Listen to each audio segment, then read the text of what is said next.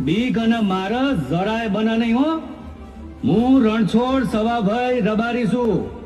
આ રણ વિસ્તારનો ભોમિયો છું, ભોમિયો. આ રણ વિસ્તાર તો મારી માનો ખોળો છે. એ ખૂંદતા ખૂંદતા જ મોટો થયો છું. તો મનસીની બીક હે? ઠાકોર સાહેબે પોતે મને કીધું છે કે બટા જા ને રણમાંથી કોઈ આ બાજુ આશરો લેવા આવતું હોય ને તો ઈઓને હાસવીન પાસા લાય છૂટકો. હેડો હેડો, ઝપટ કરો, ઝપટ કરો. આ તમારા પછી બીજા બહુ ન લાવવાના છે.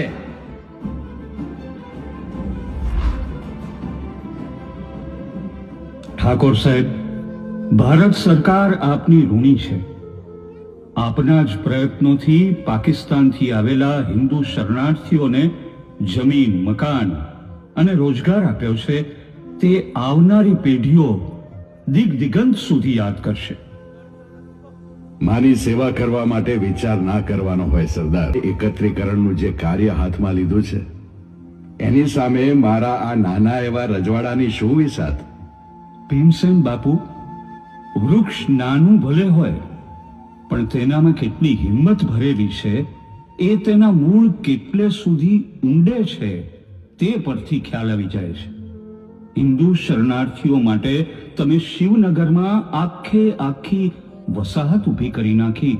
આ બધાનો શ્રેય તમને. મને નહીં સરદાર, મને નહીં. હું તો ખાલી માધ્યમ છું. જો તમારે આનો શ્રેય આપવો હોય તો અમારા રણછોડ રબારીને આપો. આ છે કચ્છના વિશાળ રણને કણ કણથી ઓળખનાર અમારા પગી રણછોડ રબારી. આમની સૂઝબૂઝના લીધે જ આજે કેટલાય હિન્દુ શરણાર્થીઓ કચ્છના રણમાંથી થરાદ બનાસકાંઠામાં પહોંચી શક્યા છે. તો તમે રણનું કણ કણ જાણો છો. માં નડેશ્વરીના આશીર્વાદ છે, બીજું કોઈ નહીં. તમે ભારત પાકિસ્તાનની સરહદ નક્કી કરવા માટે ભારત સરકારની મદદ કરશો.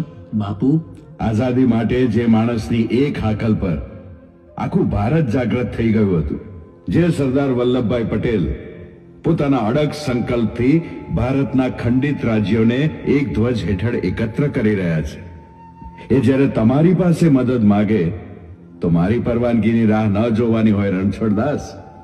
ઓવા બાપુ. તમારું આખું નામ શું છે? મારું નામ રબારી રણછોડદાસ સવાભાઈ છે. અને તમારું ગામ ક્યાં? પથપુર ગથરા જે ભાગલા પડ્યા છે એમાં છૂટી ગયું પાકિસ્તાનમાં. અત્યારે સોઈગામ નજીક લીબડામાં રહું છું. અને આમ ભારતના ધરતીપુત્ર સરદાર